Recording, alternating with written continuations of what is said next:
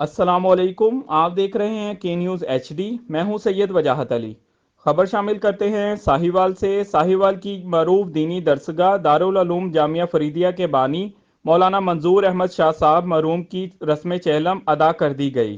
مزید تفصیلات جانتے ہیں علی حسن قصوری کی اس رپورٹ میں۔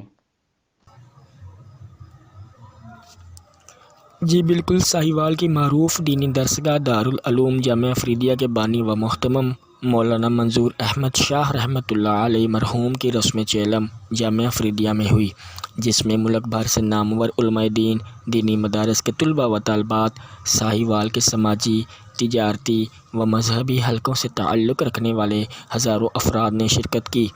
اس موقع پر علماء کرام نے مرحوم کی دینی خدمات کے بارے میں اظہار کرتے ہوئے کہا کہ مرحوم کی درس و تدریس اور مذہبی کتب کی تصنیف کے حوالے سے جو خدمات ہیں اس کی مثال بہت کم ملتی ہے۔ انہوں نے اپنی زندگی کا بڑا حصہ قرآن مجید اور احادیث کی تبلیغ اور تصنیف میں گزارا۔ مرحوم ایک عظیم اور قابل فخر شخصیت کے مالک تھے۔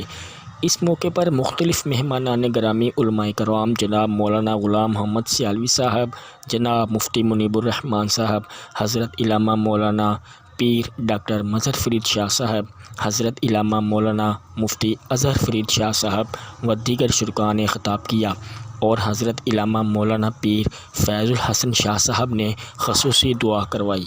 جی